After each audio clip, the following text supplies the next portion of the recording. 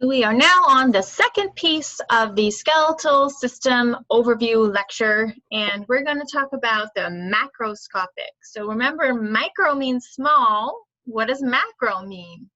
Big, right? So the macroscopic structure is going to be the structures that you see with your naked eye, right? So when we go through anatomy, the thing that you hopefully notice is as we go through the semester, you'll notice that people who study anatomy are really into classification. And so all that means is taking a group of things and then putting them into smaller groups of things and then giving it a name, right? So that's one of the major things that anatomy people love to do. So let's get some of that. So for this one here, when you look at the bones, one of the ways that you can classify those bones is by shape. Okay, so there are 4 different classifications that we're going to use for this class. So the first one is long bones, and long bones, as they sound like, are long. Okay, so if they are longer than they are wide, that's going to be the long bone there. Then we have flat bones that are flat. So for example, the sternum here, the sternum is quite flat, and that's going to have a different type of bone growth. Then we have short bones, and short bones are short. So again, when you look at this one here, this is a longer length, a much longer length than width. And then this one is going to be roughly about the same. So obviously not perfect because, you know, life isn't perfect, but it'll be closer to like a square-like structure there. And so the example here would be the tarsals, which are in the foot. Okay, so those are the tarsals, and those are an example of short bones. Then we have bones that can't fit nice and neatly into the other categories. They've got weird things sticking out, and they're just all funky. Okay, so instead of trying to fit them into one of the other categories, we just give them the name irregular, right? So those are irregular bones, and a really good example of those would be the vertebrae. So for this right here would be a lumbar vertebrae. That would be considered an irregular bone because it does not fit into any of the other nice, neat categories. Okay, so what I want you to do is to go ahead and pause the video, and I want you to try to figure out how each one of these would be classified based on shape. Okay, so welcome back. Okay, so let's start with this. The femur. The femur is going to be quite long. In fact, I have it sitting right here, right? So this is a very long femur. So the femur is going to be a long bone. You also have things like the humerus or in the fingers, the phalanges, those are also long bones. The metacarpals, those are long bones because they're quite longer than they are wide. Those are long bones. Then we have, oh, that was the second one, metacarpal, right? So the metacarpal one is going to be the one in the hand on the thumb side here. Okay, so that's metacarpal 1. And again, it's quite long in comparison to how wide it is. So that is a long bone. Then we have the cervical vertebrae, just like the lumbar vertebrae that we saw here. The cervical vertebrae have all different projections and weird things happening. So that would be irregular. Now the trapezium is one of the carpal bones, and the carpals and the tarsals, those are little squarish type bones, and so that would be called a short bone. And the occipital bone is the cranium bone in the back of the head. So all of those cranium bones, the ones that make up that protect the brain on the top, those are all very flat. And so those are flat bones. Okay, good. So let's look at some of the macroscopic structures of a long bone. Okay, so first of all, we have 2 general regions. In the middle here, the shaft, the long part in the middle, this part right here, this is called the diaphysis. Diaphysis, that's the long part in the middle there. And then at the end of each bone, we have an expanded part right here. Those are the epiphysis. Epi as in outer, as in, outside of. Okay, so we have the diaphysis in the middle and the two epiphysis, yeah, on the outside. How would you say that in plural? Epiphysis, probably with an ES, on the outside there. Okay, so we have diaphysis in the middle, epiphysis on the outside. This right here would be called the proximal epiphysis, and this would be the distal epiphysis. Okay, and that's why when you see like a cartoon of a bone, you've got the long part in the middle and the kind of bumpies on the ends. Here's your bumpies right there. Okay, so inside, if you were to take this bone and cut it in half, not this bone, this one's made out of plastic, but if you take a real bone and cut it in half, you would see that it is hollow inside. Inside, you got a big hollow cavity, and that's called the medullary cavity. So medulla, so a medulla just means, and you're going to see this multiple times as we go through anatomy, medulla just means middle. So the medullary cavity is the cavity, the empty, I shouldn't say empty, the not bone cavity inside. It is not empty though, it's filled with bone marrow. And you've probably seen this. If you take a chicken bone and you break it apart, you have the bone marrow, the softer material inside of the bone. That's going to be the yellow bone marrow. And the yellow bone marrow is going to be found in this medullary cavity right inside there. Okay. Then we have the endosteum and the periosteum. So the endosteum and the periosteum, those are some connective tissue coverings, and their job is to protect the bone tissue. They also supply a blood, they have blood supply, because remember that most connective tissues have blood vessels running through them. Bone is a connective tissue as well. It's had those blood vessels running through the central canals. We also have a blood supply on the outside of the bone, and that would be in the periosteum. Okay, so there's two.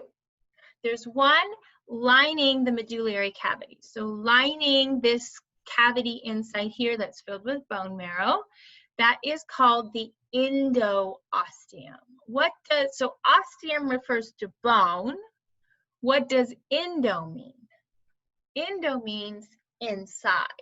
So the endosteum is the connective tissue lining of the inside of bone. So lining the medullary cavity of the bone. So here's your yellow bone marrow there. There's your endosteum. That's going to line that inside medullary cavity. Okay, and then on the outside here, we have the periosteum, and the peri means around, like perimeter, right? Around the outside. So the endosteum is inside and the periosteum is around the outside. Okay, so up until this point in the tissues and everything, we act as if there's only one type of bone. And in fact, there's two different types of bone tissue. The first is the one we've already seen. That's called compact bone. And the compact bone, that's the one that's going to be organized into those osteons. And those osteons, again, they're all going to run parallel to each other in these long cylinders that go straight up and down. Most of the compact bone is going to be found in the diaphysis, in the shaft. And the reason for that is because if you have all of the osteons running in parallel lines with each other, that means that they all have their strength, they all resist compression in one direction. And that's important because think about it. For example, your femur. Major function of your femur, resist gravity, right? So resist gravity in one direction. Gravity's down. You only need to have your strength in one direction, right? So you make it so that the diaphysis, which is this middle part of the bone, that's going to be made up of the compact bone with all those osteons running parallel to the length of the bone. Okay, so that makes them very strong. It resists the gravity. Now, one other problem with bones is if you were an entirely compact bone, which is very, very solid, exactly what it sounds like. It's very solid, compact bone. Your bones would be very heavy. And so instead of making it so that all of the bone is compact bone, in the epiphysis, which remember, those are those expanded in parts, the distal and the proximal regions there, inside of those regions, instead of being solid and compact, you have a different type of bone tissue, and that's called spongy bone. Looking at this picture, why do you think it's called spongy bone? It looks like a sponge, right? And that's exactly what it is. So instead of having all of the bone tissue organized into those osteons, as you're laying down the bone tissue, and we're going to see it when we talk about bone growth, instead you form these little columns of bone tissue that are called trabeculae. Right, so the trabeculae refers to these little columns of bone tissue. And notice that instead of being all one direction, they're oriented in multiple different directions. And that's also very important because that's going to allow for strength in multiple different directions. And that's important when you think about what happens at those epiphyses. That's where you're going to create, that's where you're going to have those joints. And when you're walking around and moving all around, it's never exact, you don't have all of your forces in one direction. You might have forces in multiple different directions, right? And so that's going to allow for multi-directional strength while making it and this is very important for our locomotion, while helping to maintain very lightweight bones as much as possible, so that when we move around, we don't have to have so much mass. Okay, so the spongy bone, it makes it nice and lightweight and also helps with a little bit of flexibility by resisting forces in multiple different directions. Okay, so these are spongy bone that's found in the epiphysis at the ends. So if we look at our picture here, that's why we have it nice and solid here. There's your compact bone. And this texturing here is supposed to represent the spongy bone that's found in the epiphysis. Okay, so what I want you to do right now, and again, go ahead and pause your video and try to find some words for this, right? So how does the structure of the bone, what structures allow it to be lightweight and yet still very strong? And what structures allow it to be flexible and yet still very strong? Right? So for this one here, you should think about the role of the spongy bone. And then for this one here, you can talk about collagen and the function of those trabeculae in multiple different orientations. Okay, so come on back. So now we're going to talk about, lightweight. So remember that because of that spongy bone, there's a lot of spaces between the bone. It's not solid. And in those spaces, you have some bone marrow inside, okay? But the bone marrow is not going to be as heavy. So instead of having these very solid, heavy bones, you create a lot of space, and space makes it much more light, right? So that spongy bone makes it so that your bones are not quite as heavy, and it makes it easier to move around. At the same time, those trabeculae, remember those columns of bone tissue going all over the place, those trabeculae, because they're oriented in multiple different directions, they can resist forces in multiple directions, and that gives a little bit of flexibility towards the joint regions at the ends of the bones. And don't forget about that collagen, and the collagen which is found in all of the bone matrix, spongy or compact bone, and those collagen help make it so that the bone is a little bit more flexible and less easy to break. Right, so bones are really cool tissues because they have a lot going on there. They have to be strong, and yet have to be able to move still. Okay, so let's talk about flat bones really quickly. We won't spend quite as long. There's not as much to talk about. So for the flat bones here, for example, what we're looking at this is the parietal bone, which is right up here on your cranium there. And those flat bones here, they don't have any diaphysis or epiphysis, no like ends or shafts or anything. They don't need a cavity, but they still do have compact bones. And so what they do is it makes like a little sandwich, right? So you have compact bone on the outside, and that's why when you look at the bone, it looks nice and dense. But on the inside, you have a sandwich of the spongy bone inside. And again, that helps make it so that it's lightweight and so that you have a place for some bone marrow inside of there as well, right? So compact on the outside, spongy bone on the inside makes it easier to move around and less weight. Okay, so what I want you to do now is let's practice going through some of these. So you can pause it, try to figure out what these all these structures are just for some practice, and then we'll go through them. So A here, A is going to be an epiphysis. Okay, so the ends of the epiphysis. Now this is a femur here, so this would be the proximal epiphysis. Proximal just means closer to the torso. Then B here, so if this is the epiphysis, the part in the middle would be the diaphysis. Here's the diaphysis there. The whole structure is the diaphysis. And then this down here, which is not labeled, would be the distal epiphysis.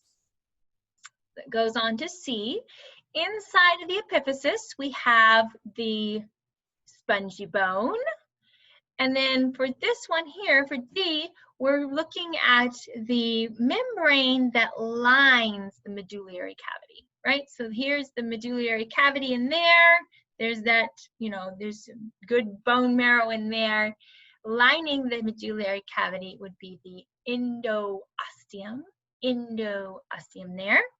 And so E would be compact bone there. So here's spongy bone, there's compact bone, and so the compact bone is going to be found in the diaphysis. And then F is the medullary cavity itself. And then G is the membrane that goes around the outside of it, So that's periosteum. Endo inside, peri outside. Okay, so that's enough for this little piece. The next little piece, I'll talk about bone growth and how you grow those different types of bones.